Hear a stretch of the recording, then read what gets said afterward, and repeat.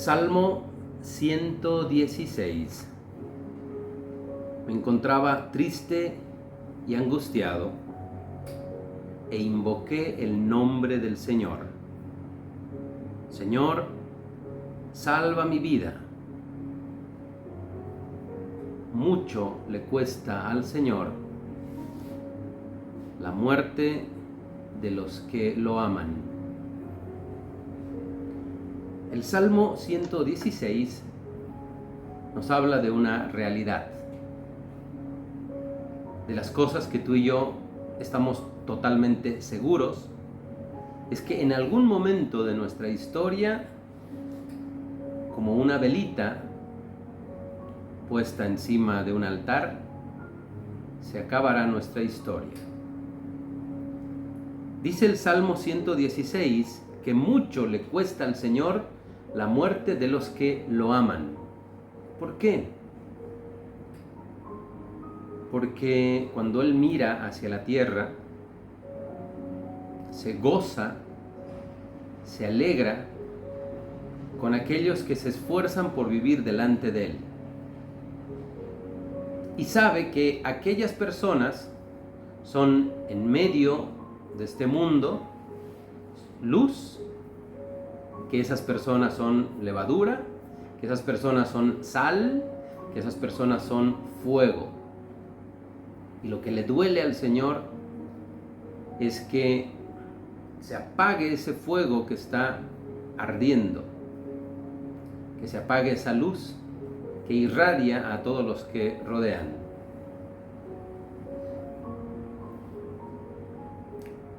El momento final de nuestra historia será contemplar al Señor cara a cara. En el Antiguo Testamento, la manera como se tenía de expresar esta palabra abstracta, que es una palabra griega, tánatos, la palabra griega tánatos, que significa muerte, la palabra griega tenía una carga tan triste, tan dolorosa, tan negativa, porque en la concepción griega la muerte es aniquilación, es destrucción, es olvido, pérdida, fracaso. Y cuando la Biblia del Nuevo Testamento fue escrita en griego, la traducción de los momentos en los cuales se hablaba de ese paso definitivo se utilizó siempre en el griego, tánatos. Y por eso hasta el día de hoy, cada vez que nosotros nombramos esa palabra, nos da temor. Esa palabra nos produce miedo, angustia. El Antiguo Testamento, escrito en hebreo, no tenía esa palabra abstracta, tampoco tenía la palabra pecado, no existía esa palabra pecado. El concepto de pecado era dar la espalda al Señor, ir por otro camino, no fijarse en Él. Nuestro rumbo tiene que estar siempre guiado hacia su presencia, pues aquel que no quiere encaminarse hacia Él, eso se llamaba pecado.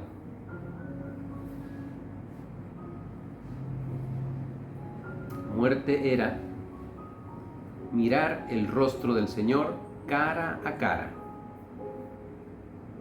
Y ese no era un concepto en absoluto ni triste, ni negativo, ni de vacío, ni de desesperanza. Ver el rostro del Señor era un motivo de profunda alegría y de profunda paz. ¿Cuándo entraré a ver el templo de mi Señor y contemplar su rostro? Quisiera, Señor, dice el Salmo, contemplar tu rostro, y allí me regocijaré eternamente.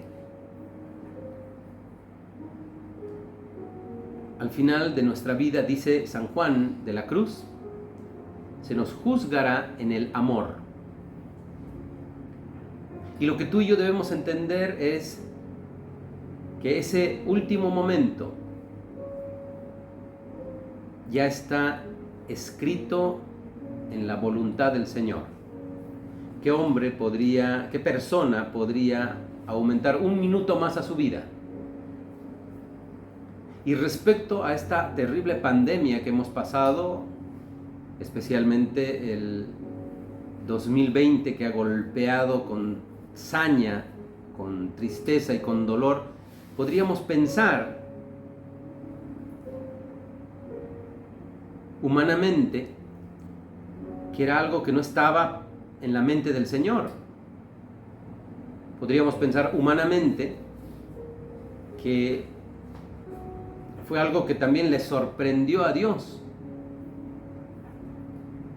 No, los que tenían que irse ya estaba escrito que tenían que hacerlo.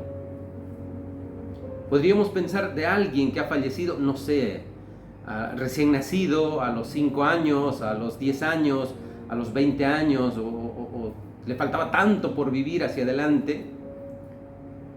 Podríamos pensar y decir, bueno, pues como le dijo Marta en algún momento cuando su hermano Lázaro había muerto y Jesús se tardó 4 días en llegar, era caminando probablemente, qué sé yo, 1 hora, pero así caminando muy lento, hasta Betania, desde Jerusalén, 1 hora. Pues cuando Jesús supo que su amigo estaba enfermo, Lázaro, no fue. 4 días después de haber muerto Lázaro, va allí. Y Marta, su hermana, se acerca a Jesús y le dice, si tú habrías estado aquí, mi hermano no habría muerto. El Señor le responde, tu hermano resucitará. Marta le dice, claro que resucitará en la resurrección del último día. Y allí estas palabras tan maravillosas de Jesús, yo soy la resurrección y la vida. El que cree en mí, aunque haya muerto, vivirá.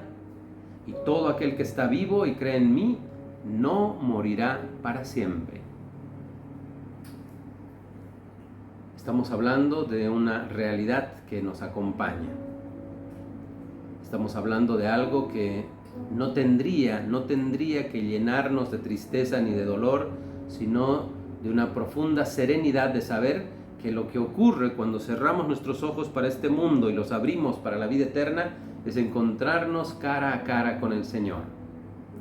La tradición de nuestra Iglesia Católica nos enseña desde siempre que cuando tú y yo, no te preocupes, será dentro de muchísimos años, ya hablé con San Pedro y estuve ahí charlando un rato antes de dar la charla, le dije, bueno, y mi grupo, no, pues dentro de muchísimos años, no te preocupes. Cuando nos toque cerrar nuestros ojos para este mundo y abrirlos para la vida eterna, la primera persona que vamos a ver será a nuestra Madre, la Virgen Santísima. La primera persona que vamos a ver, la primera mirada que nos estará esperando allá en el otro lugar será la mirada dulce y amorosa de nuestra Madre.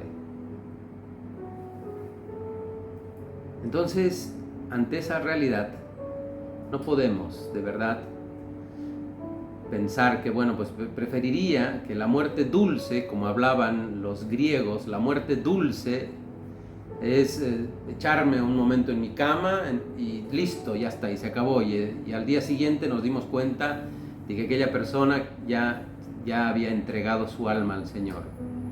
No, la muerte dulce no es una realidad corpórea, corporal. Es decir, esta persona no ha sufrido, entonces era muy, muy buena.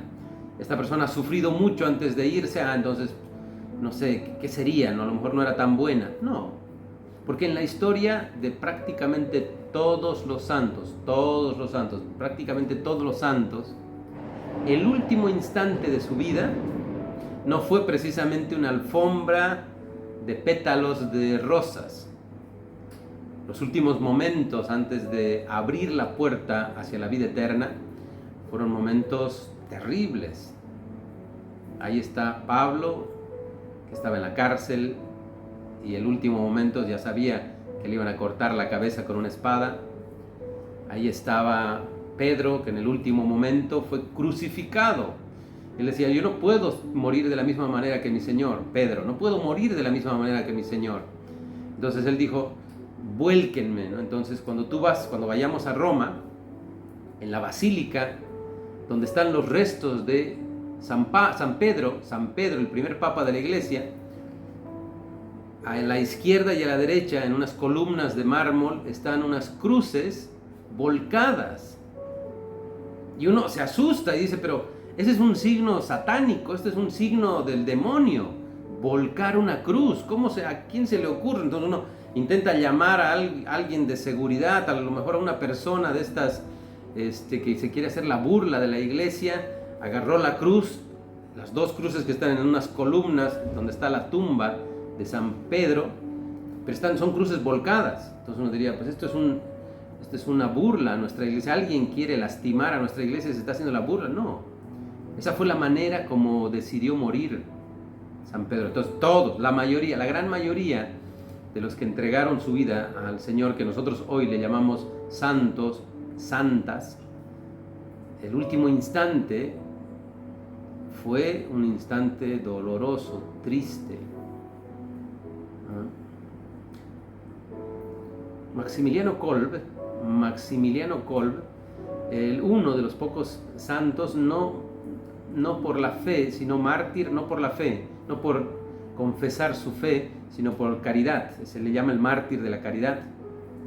En las vísperas, él que tuvo tanto amor a la Virgen, en las vísperas de la fiesta de Nuestra Madre la Virgen, en el 14 de agosto, por la noche, le pusieron una inyección, estuvo 20 días encerrado en un lugar para que muera de hambre. Como no moría, pues entonces entraron a su celda y le pusieron una solución venenosa. Y dice que el carcelero y que el que estuvo allí mirándolo dio un testimonio años más tarde de que nunca en su vida había visto el rostro de una persona tan iluminado, tan lleno de alegría. Decía, como si al final de su historia la misma Virgen Santísima haya ido a visitarlo, a tomarlo de la mano y llevárselo a la presencia del Señor. Claro, imagínate, estamos hablando de un campo de concentración en Alemania. Pues Maximiliano Kolbe, y ya te digo, la gran mayoría de los santos. Por tanto, no podemos decir, bueno, esta persona murió después de una terrible enfermedad. No sé, pues, ¿por qué se lo habrá tomado de esa manera Dios? Si era una persona tan buena, lo mejor que podría haber hecho era simplemente cerrar sus ojos y ya está. Pero todo deja una huella. Todo deja una huella. Al final de tu vida, de la tuya y de la mía, nos van a juzgar en el amor. Dice el Catecismo de la Iglesia Católica en el número 1030. Los que mueren en la gracia y en la amistad de Dios, pero imperfectamente purificados, aunque están seguros de su eterna salvación, sufren después de su muerte una purificación, a fin de obtener la santidad necesaria para entrar en la alegría del cielo. Entiendo que para una invitación especial, si nosotros somos los que estamos invitando a las personas que amamos a nuestro cumpleaños, o que pasen las fiestas de Navidad con nosotros, personas que amamos, entiendo perfectamente que si la reunión va a ser tu casa, entiendo que tú vas a poner el mantel más hermoso que tengas en tu mesa, que vas a poner los cubiertos más bonitos, las decoraciones más hermosas, que vas a cocinar algo tan delicioso, vas a esmerarte, vas a tener un detalle de amor por todas las personas que van a visitarte. Lo entiendo perfectamente, porque yo también haría lo mismo. Si se tratara de que alguien viene a visitarme, pues me esmeraría y me esforzaría porque todo, ¿no? Y precisamente por eso, porque cuando tú me visitas, si ves todo limpio, ordenado, todo lleno de luces, de un aroma delicioso, entiendes que aquellas personas estaban deseando verte, que hay mucho cariño. Pues el purgatorio no lo veas como un castigo de Dios. Ve como que la preparación, ese fuego que purifica para estar limpio totalmente en la presencia del Señor, para presentarme a Él limpio, sin manchas, sin cosas que me desagrade. Si no quisiera que vea esto, ¿no? Si imagínate si está algo de tu ropa está manchada, entonces no sé, pues haces lo que sea para ocultarlo, ¿no? Donde sea, y pues tengo que ocultar esto. No, yo quiero presentarme ante el Señor limpio, puro. Para eso está el purgatorio. Entendemos que es un momento de purificación para llegar a la presencia del Señor. Y en ese lugar ya no hay tiempo, no es un día, no es una hora, no es un mes, ni es un año. No hay tiempo, el tiempo desaparece para las almas. Algo que me llamó profundamente la atención cuando estaba en Fátima, allí en el Portugal, fue que un sacerdote nos dio una charla. Todos los días, a todas horas hay charlas. Entonces, claro, los sacerdotes aprovechan para que los peregrinos pues escuchen una charla. Dicen esto de la aparición de la Virgen, de este día, de este otro día, esto, o sea, 1000 cosas, 1000 charlas hermosas que dan a los peregrinos. En la mayoría de santuarios ocurre eso. Aparte del Santo Rosario, aparte de las procesiones, aparte de la Santa Misa, hay charlas que los sacerdotes dan de formación para los peregrinos, y eso me parece tan bello. Una de estas charlas me llamó tanto la atención porque precisamente habló del purgatorio y relató algo que en la segunda aparición, en la segunda vez que se apareció Nuestra Madre la Virgen, los pastorcitos, claro, ya después de un mes, del 13 de mayo al 13 de junio, pues estaban, no sé, con 1000 cosas en la cabeza para preguntarle a la Virgen, si realmente ella es la Virgen, pregúntale esto, pregúntale lo otro.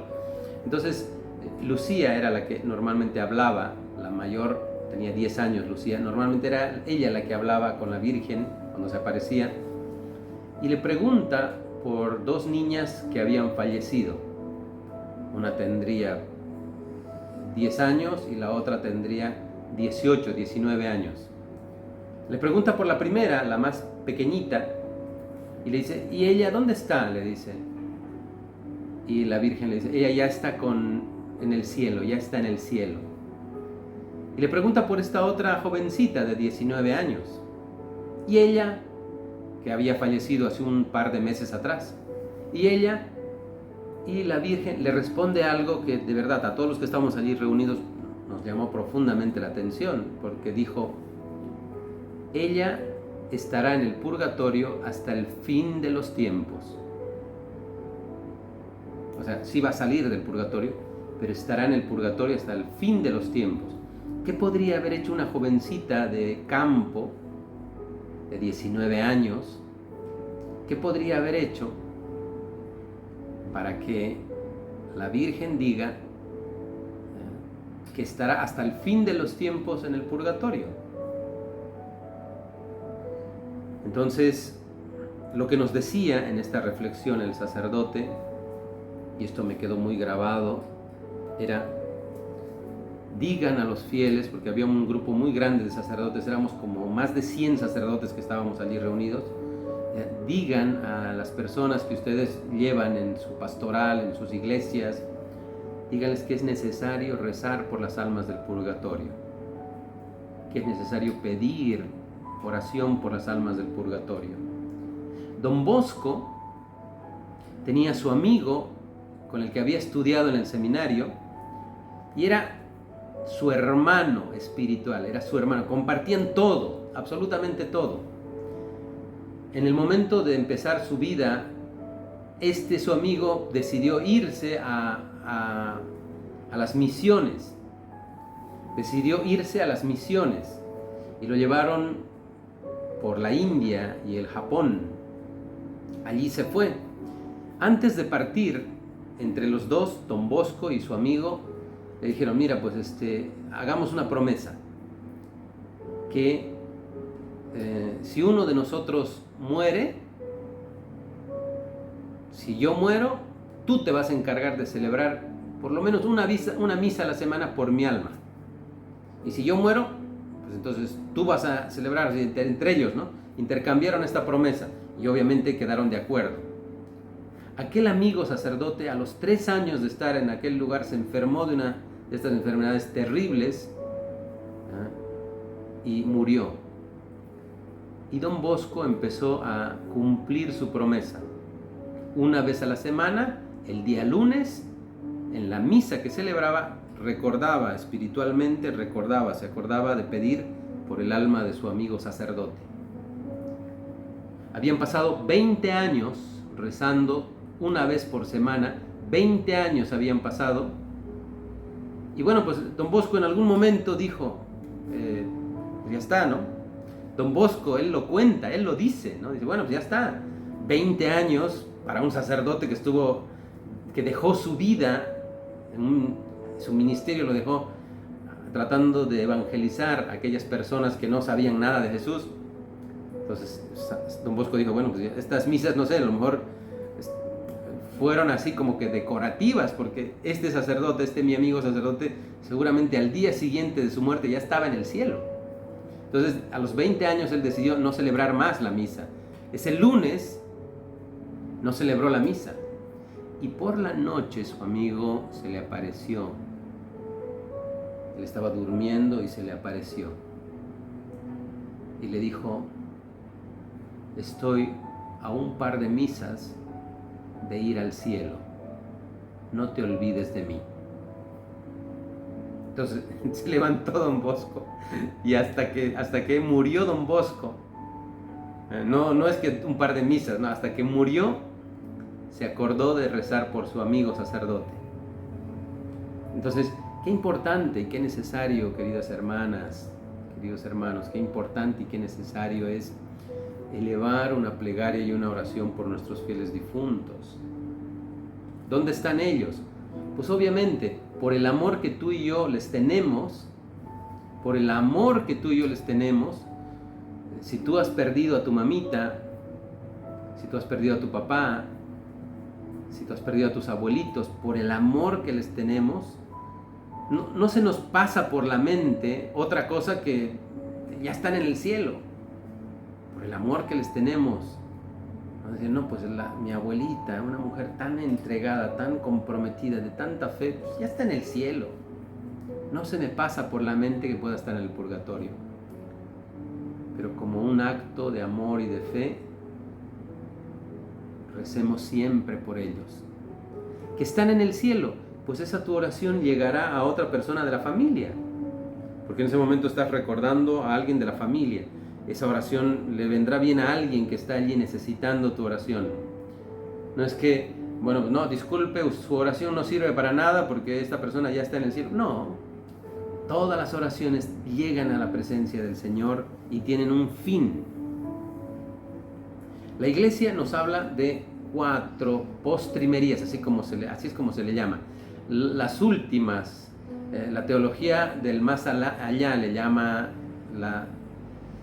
Cándido Pozo, un sacerdote jesuita, así es como la Iglesia le llama a lo que nosotros como católicos entendemos que pasa después de que nos vayamos de este mundo. Las postrimerías, la teología del más allá, ¿qué ocurre después? Que es la muerte, que es el juicio, que es el cielo y es el infierno. El purgatorio no, porque es un signo intermedio, nadie se queda para siempre en el purgatorio. Es un momento de paso, ¿no? Aquellas cosas que permanezcan para siempre, que ocurren para siempre, son la muerte, el juicio, el cielo y el infierno. Bien. Entonces, de lo que estamos hablando, de las almas del purgatorio, de lo que estamos hablando, refiere principalmente a las 2 primeras. Fundamentalmente a la muerte y al juicio. Entonces la teología nos dice que hay cosas muy claras, totalmente claras respecto a la muerte. El catecismo de la Iglesia, no el catecismo, El Concilio Vaticano II, un documento que ha cambiado radicalmente la manera de vivir y de pensar de la Iglesia, en el documento Gaudium et Spes. Gaudium et Spes. Todos los documentos de la Iglesia siempre se escriben en latín, por eso sus nombres son en latín, y son las primeras palabras con las que empieza el documento.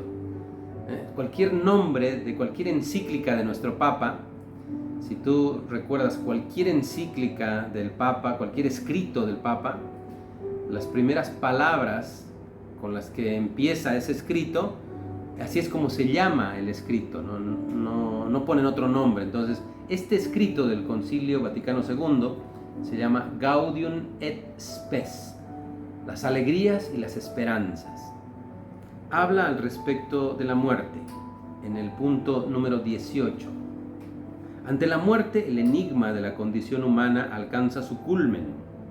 El hombre no solo es atormentado por el dolor y la progresiva disolución del cuerpo, sino también aún más por el temor de la extinción perpetua. Y más adelante, mientras toda imaginación fracasa ante la muerte, la Iglesia, sin embargo, aleccionada por la revelación divina, afirma que el hombre ha sido creado por Dios para un destino feliz más allá de los límites de la miseria terrestre. La fe cristiana enseña que la muerte corporal, de la cual el hombre se habría liberado si no habría cometido pecado, será vencida cuando el Salvador omnipotente y misericordioso restituya al hombre la salvación perdida por su culpa. Pues Dios llamó y llama al hombre para que se adhiera a él con toda su naturaleza, en la perpetua comunión de la incorruptible vida divina.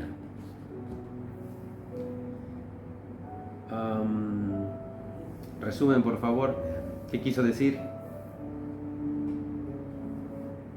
Que la muerte no tiene que ser una aflicción y un dolor. Obviamente, hay una carga de tristeza porque a esa persona ya no la vamos a ver más.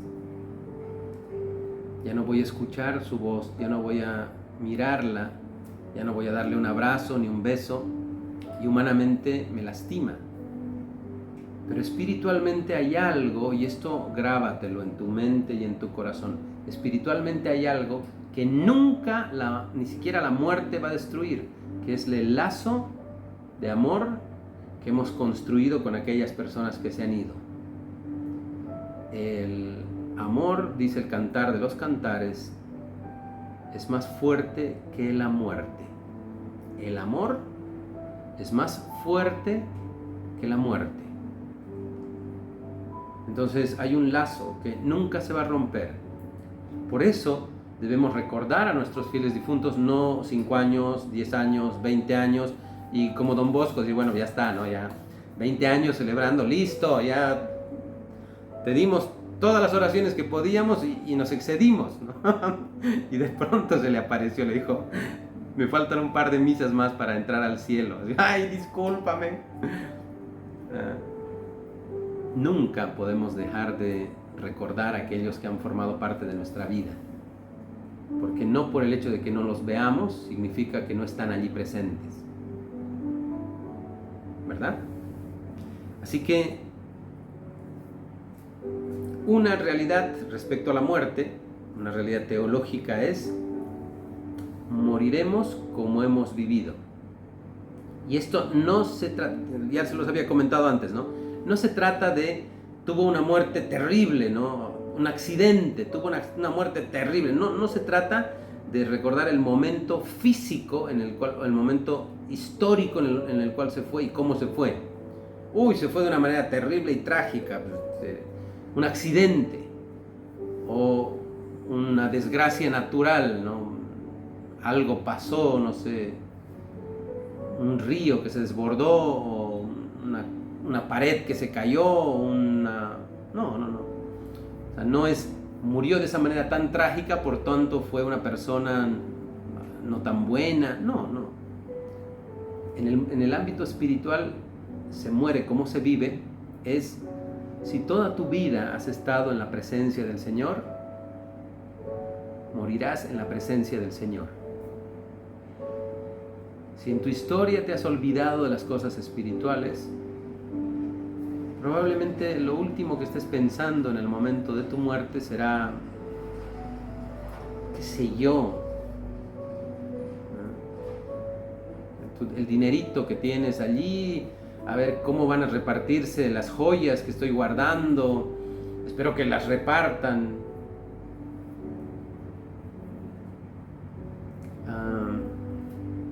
En una ocasión pude leer la carta de una persona que había fallecido. Obviamente esa persona sabía que iba a morir, entonces dejó una carta.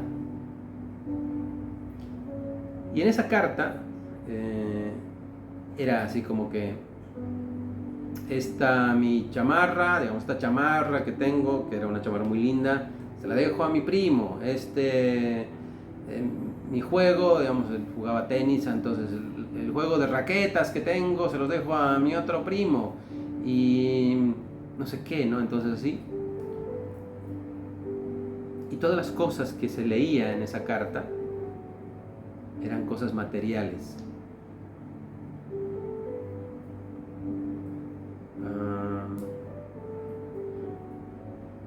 Al final pedía perdón si había ofendido a alguien. Al final decía que amaba a las personas. No, ya te digo, no se trata de que tú y yo estemos pensando en un testamento que vamos a dejar, ¿no? Pero creo que el mejor recuerdo que tú y yo podemos dejar a las personas que amamos, y con el mejor recuerdo que nos podemos quedar de las personas que se han ido y que las amamos, no es no te equivoques, no es ay, pues mi abuelita cocinaba tan rico, porque nunca en adelante nadie cocinó este plato como mi abuela. ¿Que te quedaste con el recuerdo de que tu abuela cocinaba? No. No, pues es que mi abuelo le gustaba tomar whisky todas las noches antes de dormir, un traguito así chiquito, no es que era un borracho, ¿no? Pero así un traguito se tomaba antes de dormir. Y yo, su nieto, porque lo amo tanto a mi abuelo, a partir de hoy prometo tomar un trago de whisky en honor a mi abuelo, tanto lo quiero. ¿No ve? Salud, abuelo, donde quiera que estés. ¿Qué recuerdas de las personas que amas? ¿Que les gustaba escuchar esa música? No, entonces voy a poner esta música todo el día. ¿A que les gustaba esta comida? No, entonces ese día, recordando su fallecimiento o su cumpleaños, vamos a cocinar esto que le gustaba. ¿Qué crees? ¿Que la música va a llegar hasta donde él se encuentra? ¡Ay, cómo se acuerdan de mí! ¡Qué tiernos que son! Que el olor de la comida que estás preparando va a llegar hasta donde se encuentra. ¡Ay, qué rico! No cocinan como yo, pero bueno, se están esmerando. ¿Ah? ¿Con qué te has quedado de las personas que se han ido? Así que, ¿y con qué se van a quedar cuando tú te vayas? ¿Con qué se van a quedar de ti? Uy, tan bonito que era. Tan simpático que era. Quédate, porque así los honras. Quédate con todas las cosas bellas de ellos. Sus valores, sus virtudes y su fe. Y tú esfuérzate por dejar. Ya te digo, no es que, ay padre, pero es que si no me voy a morir, ¿de qué me está hablando? No, porque como morimos es como vivimos, y como vivimos es como vamos a morir. Entonces, pues, ya te digo, ya hablé con San Pedro, ya hemos quedado, no se preocupen, todavía vamos a estar muchísimos años aquí en esta tierra. Pero todos esos años tienes que dejar una huella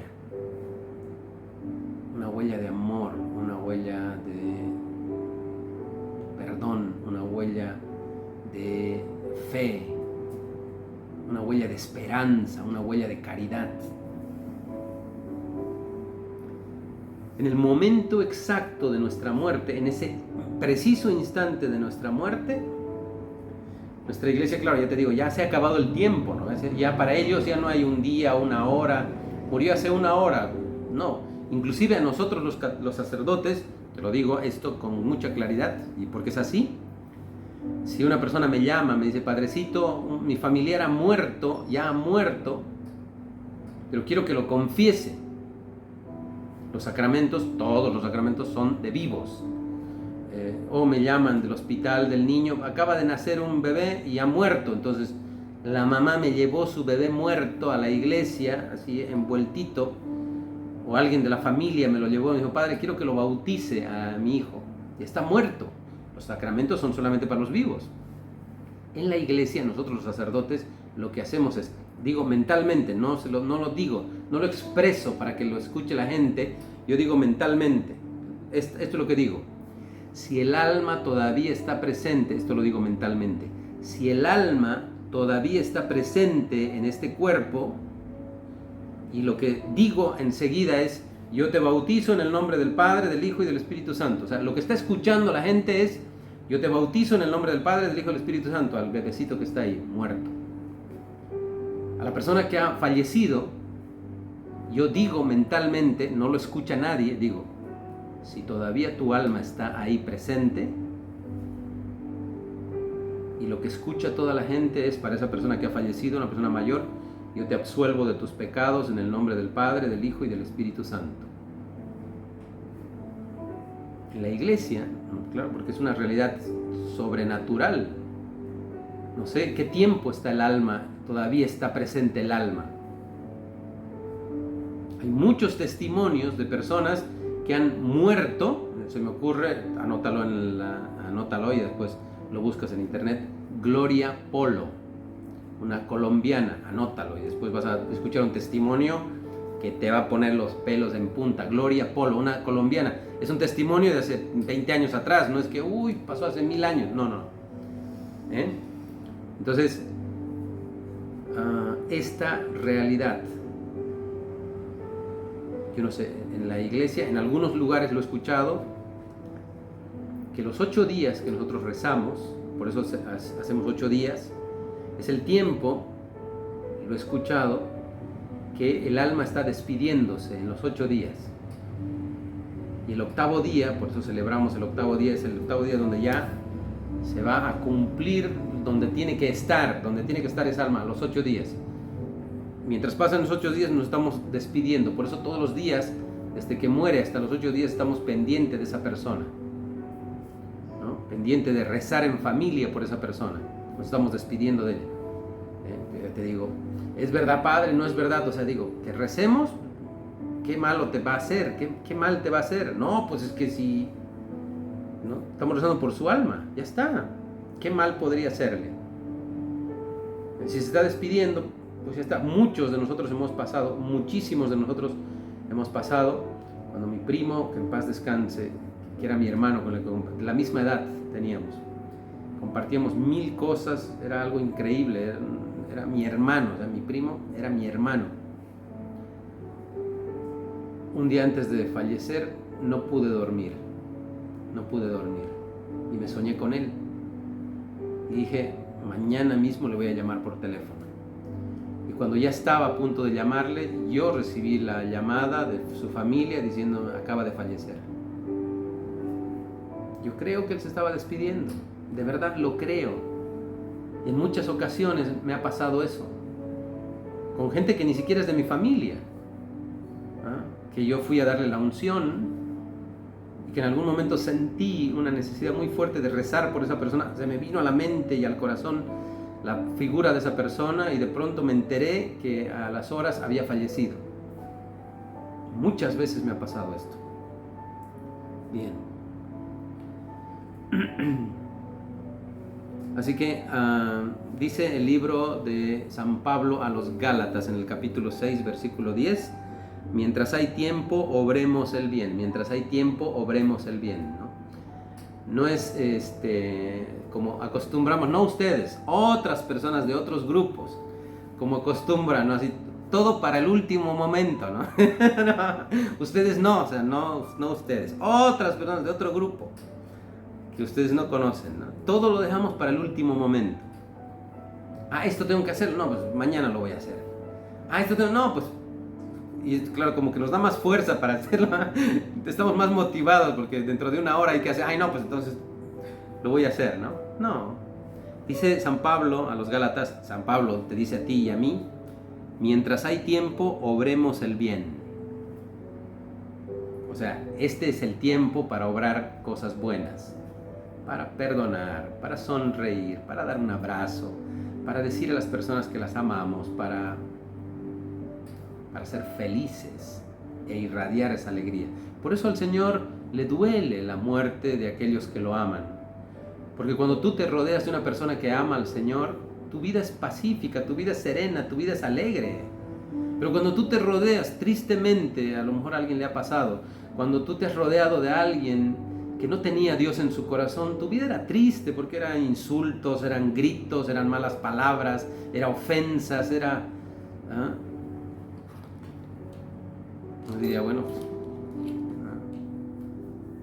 podrías pensar que... Por eso dice el Salmo 116, cómo le duele al Señor la muerte de los que lo aman. Y finalmente, ya para concluir, el tema del purgatorio. Tú y yo nos vamos a ir al purgatorio, porque necesitamos una duchita, ¿no? Una ducha de fuego. Queremos presentarnos al Señor con el traje limpio. Ese traje espiritual debe estar limpio y queremos esa ducha, de verdad queremos esa ducha. No es que no, yo no gracias, no. Nuestra Madre, la Virgen del Carmen, nos dijo, pero no lo comenten por ahí, pues, ¿qué va a decir la gente? Nuestra Madre, la Virgen del Carmen, nos dijo, aquella persona que tenga el escapulario, aquella persona que muera con el escapulario, todos los santos, desde ese momento, desde el año 1251 hasta el día de hoy, todos los sacerdotes, todas las religiosas, todas las personas, cuando mueren les ponen el escapulario. Siempre, siempre, siempre. Sacerdotes, religiosos, religiosas, todos les ponen el escapulario, porque la Madre hizo una promesa.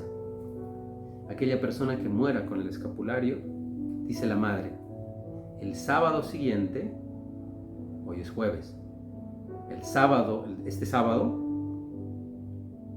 me lo llevaré al cielo. Pero obviamente ya te digo, ¿no? Ya no se maneja en esa otra realidad, ya no se maneja con el tema de días, de horas, de minutos. Ya no nos manejamos con esos criterios. Entonces, está hablando de un día y medio, ¿no? O sea, estamos en jueves, mañana viernes y sábado, entonces estamos hablando de un día, a los 2 días va a estar en el cielo.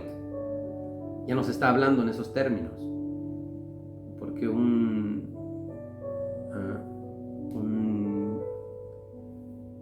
minuto, una vela nocturna son 1000 años, dice la palabra de Dios. Para Dios, una noche, unas horas en la noche son 1000 años. Una noche para Dios son 1000 años, ¿no? Entonces, nos falta 2 días ya para el sábado, sí, 2000 años. O sea, más o menos, no te estoy diciendo. Lo que sí te estoy diciendo es que existe el purgatorio, que cuando cerremos nuestros ojos, tú y yo nos vamos a ir al purgatorio, que queremos recibir una ducha que nos purifique y nos limpie de todas las imperfecciones, porque la muerte no llama, viene como un ladrón, como un ladrón. Nunca nos dice, voy a venir a tu casa a robarte. Nunca lo sabremos, ¿verdad? Pero lo importante es que estemos preparados y que toda nuestra vida, no un minuto antes, ¿no? Pues yo un minuto antes de mi muerte me voy a pedir perdón a todos. No. Un día antes voy a decirle a todas las personas que sí las perdono. No. Hoy, mañana, pasado, todos los días son la ocasión y el momento de vivir en la presencia del Señor. Recemos por las almas del purgatorio, especialmente pidiendo en la Santa Misa por sus almas. Dale, Señor, el descanso eterno y brille para ellos la luz perpetua. Que sus almas de los fieles difuntos y las benditas almas del purgatorio por la misericordia de Dios, descansen en paz.